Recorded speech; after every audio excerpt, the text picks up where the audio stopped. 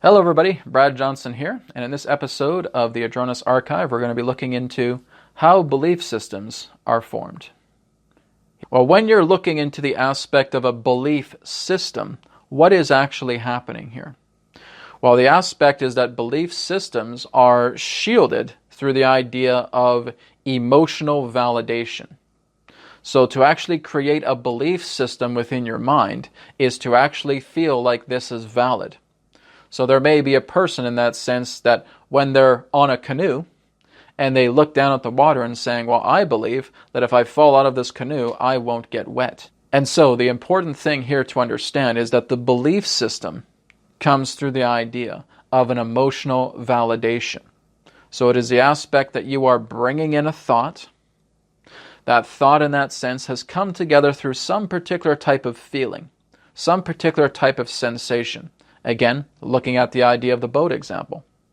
And again, that thought creates the idea of saying, oh, well, I won't get wet if I fall out of this boat. And so now you start to believe that. You start to focus on that and saying, well, this is exactly how it's going to be. And so I'm going to create this grid. I'm going to create this wall that says if I fall out of a boat, I won't get wet. And so again, when the canoe starts to teeter, you lose your balance and you fall into the water. Now you feel disheartened because the belief system that you spent so much time creating did not protect you from getting wet. It's the idea that the belief system is all part of an emotional validation. It's all part that it is, shall we say, the walls that are coming up that are shielding this emotion and allowing itself to thrive. But Adronis, we are emotional creators. We in fact use our feelings, of course, to create. So if we are not allowing ourselves to create in this way, are we basically stating that the belief systems that we create can basically blow up in our own face as we're not allowing ourselves to feel that we can create what we want to believe? Well, the whole idea here is that you are actualizing yourself in that particular type of reality that is collective. Now, your own collective reality has base rules. If this was your own reality and you're the only one here, and you basically say to yourself, if I fall out of this canoe, I will not get wet. Well, since there are no other collective permissions around, in your own mind, you can imagine yourself falling out of a canoe and not getting wet. But because you're part of a collective vibration here, a collective reality, an actuality, the aspect of rules, of laws, apply within this reality. Therefore, you will fall out of the canoe and you will get wet. This has nothing to do with your invalidity as a creator. But the whole idea is that you're functioning together as part of a collective plane. It's a collective agreement. It's a collective grid that you're a part of. So the whole idea here in that sense is that in your mind, as you imagine, everything is possible. Of course, you can lift Mount Everest up over your head with one hand, but if you try and do that in physical reality, here in this collective grid, you won't even come close to doing such a thing. Because again, collective physical rules apply. So this is where you're working in the idea of understanding that when you're forming a belief system and you are putting so much value and energy upon that particular form of belief in your own reality, that's the gospel. That's what you're basically saying as your own commandment. My commandment is that if I fall out of a canoe, I won't get wet. But again, you're performing that in collective reality. You will get wet because you are not being aware of the collective rules, the collective, shall we say, grid that is therefore apparent within actuality. So there's a difference between one's own personal reality and actuality itself. Because you're working together with a collective, those particular rules, laws, standards, etc. apply. When you're in your own reality, you can do absolutely anything you want. You can fly in the air. You can levitate. You can feel your hand passing through matter. You can fall into a water and not get wet. You can again soar past your planet. You can divide yourself. You can see yourself in many different bodies. The sky's the limit, as you say, but truly it isn't. The whole key here in that sense is that when you're in your own reality and you're creating through your own mind, everything is truly possible. But when you're looking at a collective reality here, there are limitations upon yourselves because you're all working together. You are all, in that sense, shall we say, designating each other as certain roles, certain facets, certain reflections for each other. And there is really, on a common level, no real place for a person to fall out of a canoe and try to fall into the water and not get wet. So the whole key here in that sense is that you're all here for each other. You're reflecting with each other. When you're working together with this collective reality, have as little belief systems as possible. Flow with collective reality. Understand the mirror reflection that you are casting through yourself and for others. This is how you understand how collective reality works.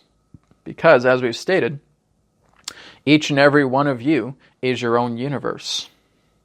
And that you are all these bubbles of universes, tangentially touching other forms of universes as well too, other entities existing within their own universes. And you're working to get along. It's not about, hey, look at me, I can fly in the air, I can do somersaults in the air, I can just build a tree out of nothing, I can fall into the water and not get wet, etc., etc. Well, that's not why you're here. You're not here to create these type of crazy stunts, to perform these types of insatiable manifestations that must just be so overwhelmingly powerful and mighty for me to witness. No, it's the idea about how you're working together as a cooperative. Of course, when you spend a great deal of time on something, you can therefore develop these extraordinary abilities. But it's not about the ability itself. It's the idea of the discipline that you create. It's about the journey rather than the result. So when you're starting to work together with belief systems, again, it's all part of emotional assignment. It is the idea that the emotion is becoming the seed and you're building the belief system around the emotion because you validate it. You give it value so much. And that's why you feel that you hold on to that belief system. This is why when one person says, well, I have this belief, and another person says, oh, that belief system is ridiculous because now I have this belief and I feel it's better than yours. And so now you are spending this time endlessly fighting with each other, taking out your own verbal swords and jousting and slashing at each other because you have differences of opinions. And that, again, is what's going to lead to a trap. It's only going to, again, cause you to plummet further and further into the abyss. It's when you are working to be as completely open as possible, that you're allowing reality to reach you in all facets that it can. And in order for that to happen, you need to be as transparent as possible. So anytime that you have a belief system, it's like looking at a particular type of liquid dilution flowing through your body, a murkiness, a fog. And the more that you're starting to release those belief systems, and again, you're replacing it with something that you know you prefer. Because here's the thing, many of your belief systems are things that you don't prefer. It's something that you've accepted, again, as the gospel. Someone of higher authority has told you that this is how reality works. And so therefore you ingest it. You take that big cake of belief system and you scarf it down and say, well, this is what he said. He has merit. I don't know this, so I guess I have to put my faith in him. And so the emotion creates the walls that is the belief system. And saying, I validate what that person says because they're charismatic, because they have a certificate, because their voice is mighty, etc. And so I have to accept that. I swallow it down. So therefore the belief system becomes created. And if anybody tries to trespass upon that belief system, there becomes emotional reaction. Now, why does emotional reaction exist? Because emotion is the anchor to how that belief system in that sense is forged. So it's like looking at the aspect of the emotion as a very powerful energy ball. And that it's just creating these arcs of electricity. And it's creating this very powerful wall that represents belief. So if anybody tries to go into that belief system, then there's going to be a shock. There's going to be a voltage of emotion that's going to come out of you. You're going to be triggered because you've spent so much time putting so much emotion into that belief system that if anybody questions it, you'll get angry, you'll get defensive, you'll get apprehensive. Nobody else is doing that to you. It's you coming back to yourself to say, this wall is up here and you don't need it. Take it down. And so you're saying, well, what do you mean take it down? I've been believing in this all my life, etc., etc.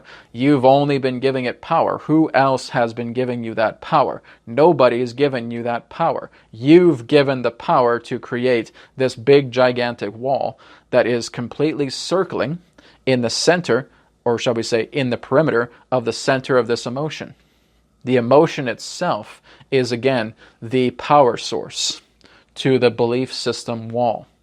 And so when many of you get triggered in that particular way, this is a wonderful thing because it's actually showing you how much belief systems, how many walls you've put up upon yourself, and that those walls don't need to be there anymore. We have talked previously about creating healthy boundaries for yourself, but these healthy boundaries are again temporary. So that as you start to change and transform yourself, those boundaries can be taken down. So they are not meant to stay up permanently. The whole key here in that sense is that belief systems are only meant to be these temporary walls so that you can work past something. As you work past them, they no longer need to be there. They can be taken down. But many of you, again, will become addicted to these belief systems as a means of identity. And identity is a toxin. It's not something that is liberating.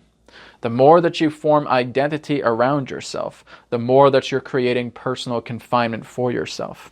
And we have said as well that an overinflated ego is the greatest virus on your planet, more than anything else, more than cancer, more than diabetes, more than chronic disorders, etc.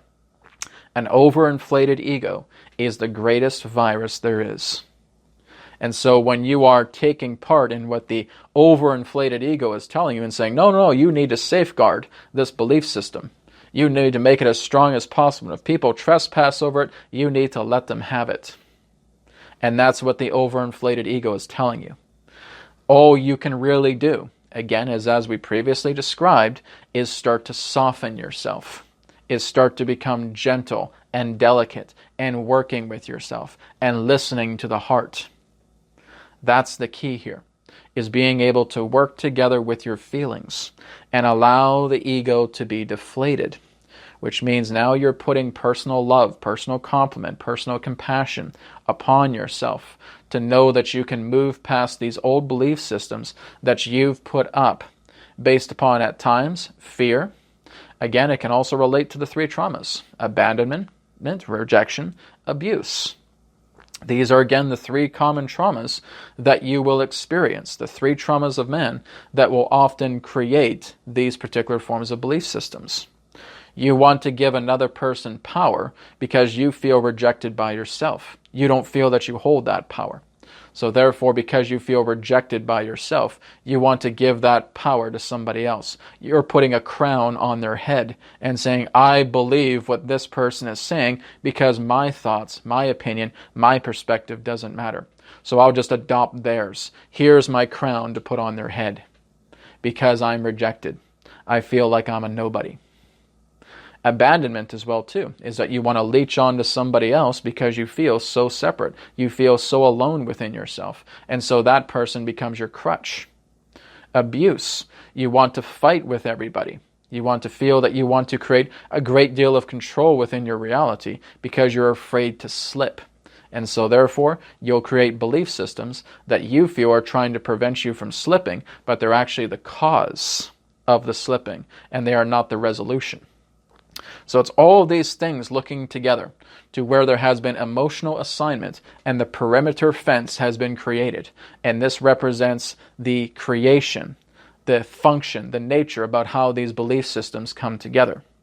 So the more that you're able to look into the core of the emotion itself, what that trauma is, and you're able to remedy it, you're putting love, compassion, appreciation, forgiveness upon it, Now that emotion starts to wither away. It starts to become less and less and less. It becomes disempowered.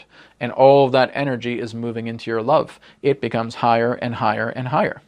And so now the walls get taken down. And now you have that epiphany. You have that moment of realization and saying, I've spent so much time feeling that this belief system was the whole crux of my reality. And now I'm taking it down. And now you have basically been able to remedy something that may have been with you most of your life, or even in other lifetimes as well too. And now you have reached the point of graduation, because you have taken down a belief system that has been with you for so very long. This is not a time for you to mourn yourself because it says, well, it took me this long to try and get this out of the way. No, it's the idea in that sense is that you have realized what no longer works for you, and you have developed yourself to the degree of becoming such a masterful being that this is a cause of celebration. You've become masterful. You've become wise. Do not feel that this needs to be a mournful moment when you dissolve a belief system and you replace it with something that you prefer. This is your wisdom kicking in. It is a time to celebrate. It is a time to be in enjoyment. It is not time in that sense to wallow further, because all you're going to do is create more emotions and more belief systems to what you've attempted to be deconstructing altogether. So enjoy, celebrate, be joyful with you being able to take down these belief systems, because this is what has liberated you, and it will continue to liberate you the more that you focus on the heart and working on the gentleness, the loving care, and the compassion of yourself.